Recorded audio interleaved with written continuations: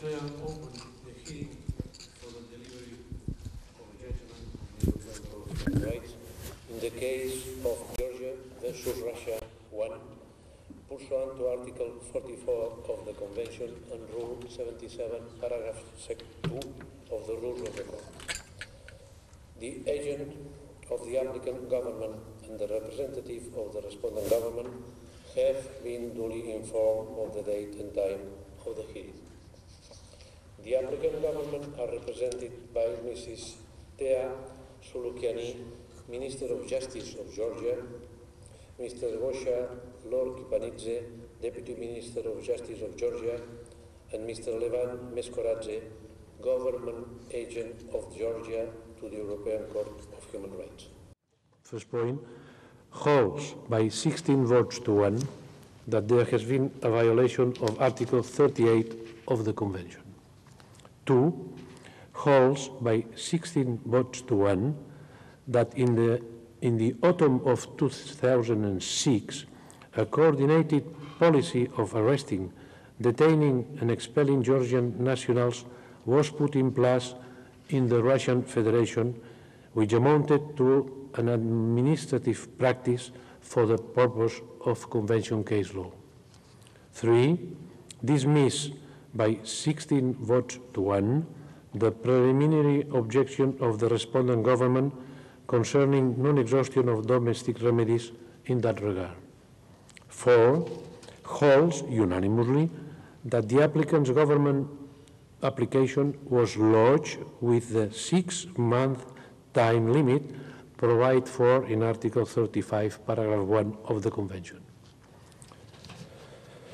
5, holds by 16 votes to 1 that the expulsion of Georgian nationals during the period in question amounted to an administrative practice in breach of Article 4 of Protocol number 4. 6, holds by 16 votes to 1 that the arrest and detention of Georgian nationals during the period in question amounted to an administrative practice in breach of Article 5, Paragraph 1 of the Convention.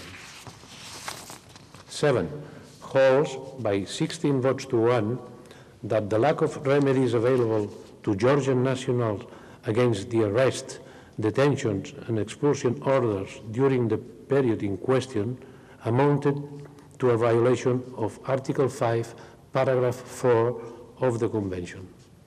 8, holds by 16 votes to 1 that the conditions of detention of Georgian nationals during the period in question amounted to an administrative practice in breach of Article 3 of the Convention.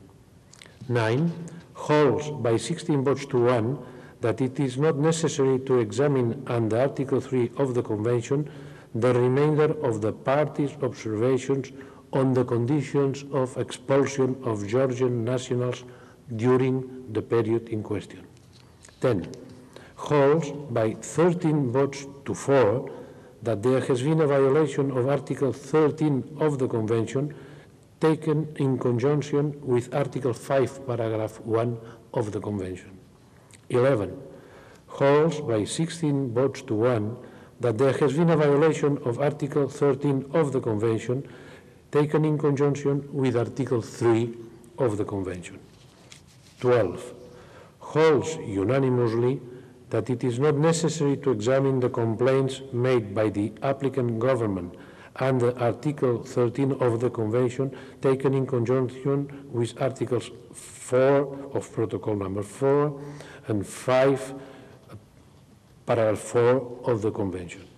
13, holds by 16 votes to 1 that it is not necessary to examine the complaints raised by the applicant government under Article 14 of the Convention taken in conjunction with Article 4 of Protocol number 4 and Article 5, Paragraph 1 and 4 and Article 3 of the Convention.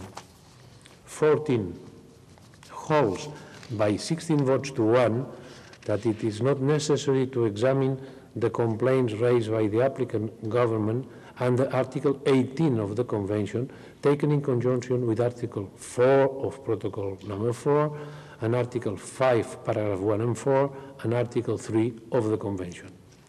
15. Holds by 16 votes to 1 that there has been no violation of Article 1 of Protocol number 7. 16. Holds unanimously that there has been no violation of Article 8 of the Convention and of Articles 1 and 2 of Protocol number 1. 17. Holds unanimously that the question of the application of Article 41 of the Convention is not ready for decision. Accordingly, A. Reserves the said question in whole. B.